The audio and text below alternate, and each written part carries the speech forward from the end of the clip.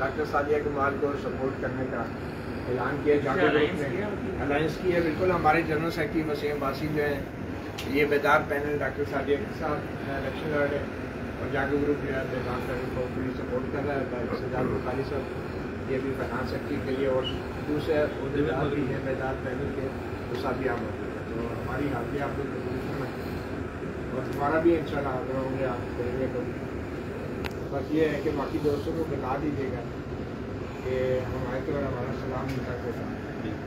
अच्छा, हमारा जो है हमारी आइडियोलॉजी और हम काज के साथ हैं और ये महज वो नहीं है कि हम एक बयानिया दे रहे हैं, बल्कि 7 साल से अगर आप हमारी देखेंगे कि हम कंपेन करते रहे हैं जागो पैनल और बेदार ग्रुप को, हमारा एक ही नजरिया है और ये नहीं है कि हम अपने लिए आपसे मांग रहे हैं, हम आपके लिए, हम सब के लिए, हमारी फैमिलियों के लिए ये बात कर रहे हैं।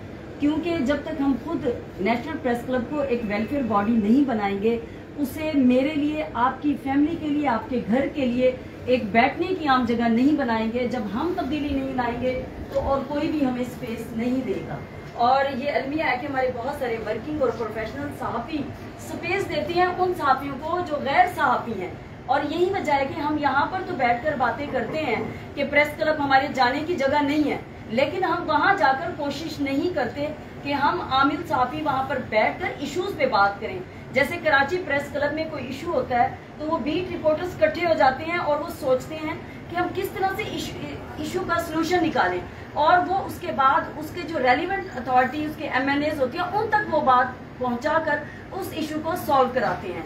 लेकिन हमारे यहाँ पर अलमिया ये है कि ये मुल्क का एक बड़ा नेटवर्क है, जियो टीवी, जंग न्यूज़, लेकिन यहाँ के जो साफी हैं उस तरह से आप जब प्रेस क्लब में नहीं आते, नहीं बैठते, यूनियन में कोई किरदार फाल अदा नहीं करते, तो आपने देखा आपके सामने क्या हुआ है। हमारी कई अरसे की तनख्वाहें रुक जाती हैं, क्योंकि जब एक हमारे साथी के साथ हो रहा होता है तो हम डर के मारे, खौफ के मारे बात ही नहीं करते, कहीं ऐसा ना हो हमारी नौकरी खत्म हो जाए।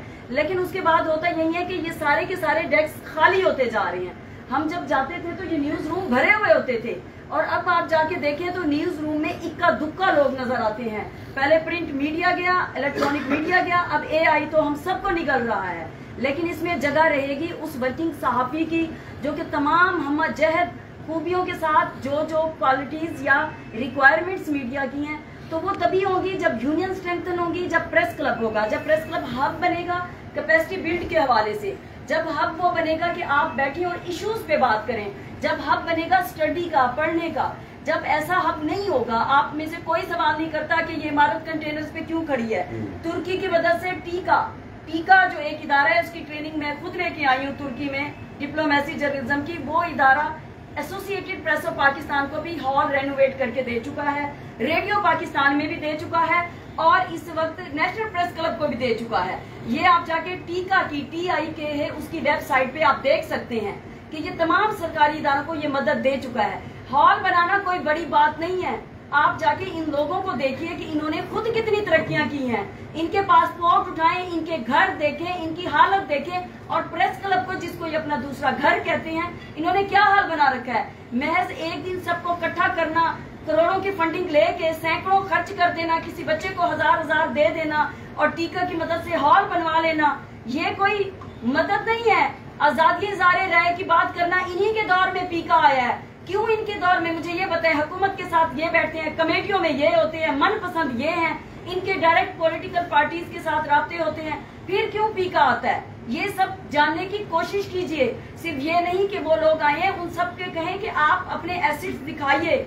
जब मैंने 3 साल पहले कहा जनरल बॉडी के इजलास में कि जितने आपके सदर, सेक्रेटरी और फाइनेंस सेक्रेटरीज गए हैं, तमाम के आप शनाख्ती कार्ड नंबर ही दे दें, लेकिन ये लोग अपने असासे पे असासे बनाते जा रहे हैं, और उन्हें कोई भी ये कहने वाला नहीं है कि आप गलत कर रहे हैं। और नहीं पता हम कैसे अहद में दाखिल हो चुके हैं कि हम लोग गलत को गलत नहीं बल्कि उसको सही कहने का प्रोपेगेंडा करते हैं। और उन्होंने हर इदारों में अपने सहूलतकार रखे हुए हैं जिनका नुक्ता नजर ही यही है। आप और कुछ नहीं, उन्हीं सहूलतकारों की थोड़ी सी रैकी कर लें, आपको पता चल जाएगा कि वो उनके नाम पर कहां से माल मता कमाते हैं, अपनी फैमिली के लिए और जहन्नुम का ईंधन भरते हैं। तो हम सब यही चाहते हैं। देखें, हम भी कब से चीख रहे हैं, पुकार रहे हैं, लेकिन मैं एहसानमंद हूँ अपनी कम्युनिटी की, और खास तौर पर मतीउल्लाह जान साहब की, डॉक्टर सजाद बुखारी जो फाइनेंस सेक्रेटरी पे हैं, और जाको पैनल जिन्होंने वसीम अब्बासी साहब हमें सेक्रेटरी के तौर पे दिया है। देखें आप हम सब का आप देखिए जब वहां से कोई किसी और ग्रुप से आप आता है तो आप उस ग्रुप की फॉर्मेशन देखिए,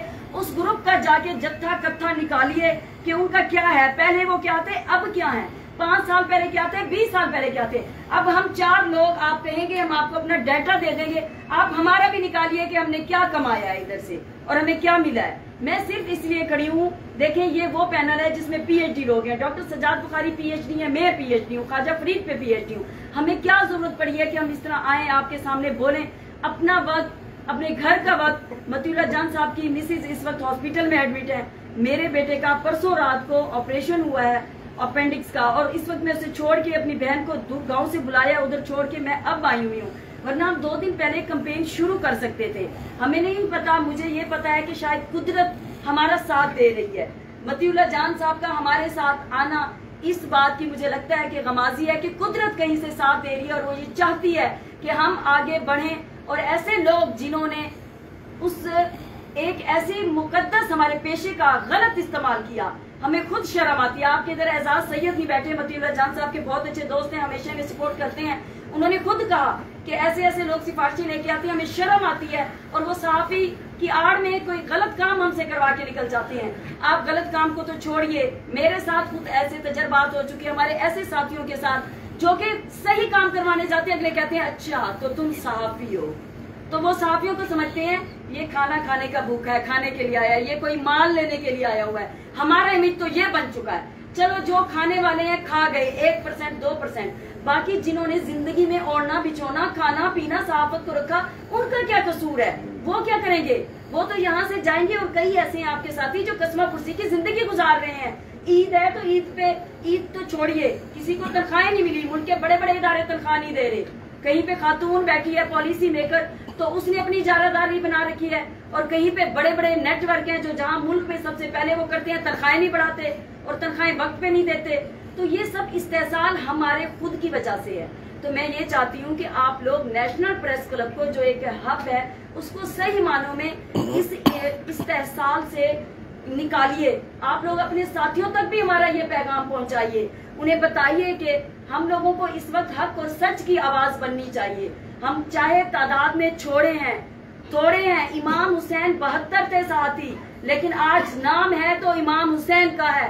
कौन है जो इस वक्त ज्यादातर यजीद को हीरो बनाकर पेश करे, बताए? हम इस वक्त तादाद में कलील थोड़े हैं, लेकिन मुझे ये यकीन है, 110% यकीन है, मेरी कम्युनिटी इतनी गयूर और इतनी इंसाफ करने वाली और हक और सच का साथ देने वाली है। हम चाहते हैं 17 मार्च को आप जागो पैनल के साथी वसीम अब्बासी के ऊपर आप ठप्पा लगाएं। इनके निशान तो खैर हमारा नहीं है, वसीम अब्बासी के नाम पे ठप्पा लगाएंगे, और साथ में डॉक्टर सादिया कमाल और डॉक्टर सजाद बुखारी, और आप हमें कामयाब कराएं। और उसके बाद हम ये चाहेंगे कि हम जब इस सूरत हाल में आएंगे तो आगे बैठ के आपके साथ बात कर सके। और मैं मतीउल्लाह साहब से पूछने 6 माह से कोशिश कर रही हूँ, राब्ते में हूँ, और हमारे पास बदकिस्मती से वक्त कम होता है। जो आमिल साहब होते हैं वो काम करें, असाइनमेंट बनाएं या फिर इन रोलों में पढ़ें जहाँ से कुछ भी नहीं मिलता। तो मैं इनसे कह रही थी हम पहले ही अपना एक ग्रुप और इस तरह के साथी बनाना शुरू कर दें। ये बहुत औखा काम नहीं है, मुश्किल नहीं है। हम जब साथ मिल के कसीर तादाद में निकलेंगे तो हम जरूर अपने मकसद में कामयाब हो जाएंगे। तो आप लोगों से यही सदा है, यहाँ पर जितने आपके डेस्क के साथी हैं, नौशीन यूसुफ भी नहीं नजर आ रहे, एजाज सैयद भी हैं, रियाज खोजा साहब भी हैं, वो मुदस्सिर साहब भी हमें रास्ते में जुड़े हुए हैं। तो आप उन सब तक ये पैगाम पहुंचाइए। ईमन के राना जवाब साहब और डॉक्टर सादिया ने गुफ्तगू की, आप सब ने सुनी, इसको मैं कंक्लूड कर दूंगा। यहाँ पे मती साहब ने भी बात की है, बस ये आपसे गुजारिश करेंगे, अभी हमारा एक कंसेंसस हुआ कि हमने सबसे पहले कहाँ मूव करना है, तो मती साहब और डॉक्टर सादिया का ये एक मुतफिका फैसला था कि हमने सबसे पहले आप लोगों के पास आना है। तो एक शेर के साथ इसको इख्तिताम करते हैं कि दिले नादान एक बार फिर धोखा खाया है, आजमाए हुए को फिर से आजमाया है। एक दफा आप हमें आजमा लें, जिनको बार बार आजमाया उन्हें आप देख चुके हैं, तो हमारा रिगार्ड रखें, आप सीनियर लोग इसको लीड करें। बहुत शुक्रिया। इसमें तरमीम कर दूं, दिले नादान हमने फिर से धोखा खाया, खाना है आजमाया तो फिर से। बहुत शुक्रिया। तो विश यू गुड लक।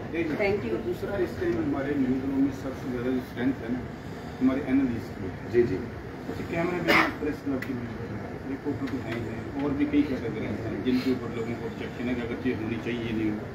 ये वो लोग हैं जिनकी बनाई हुई परफेक्ट ऑनलाइन होनी है, बड़े लिखे होते हैं, ये वैसे कोई फुटेज कोई बड़ी चीज़ क्रैक नहीं कर सकते।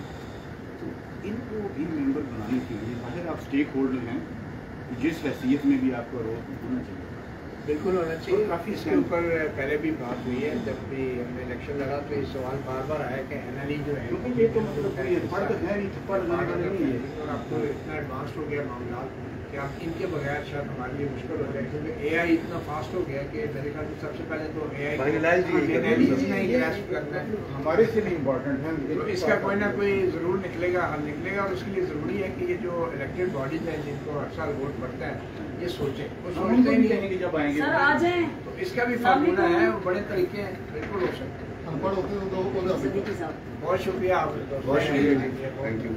आपके पास कितनी NLE है? अच्छा 4 है।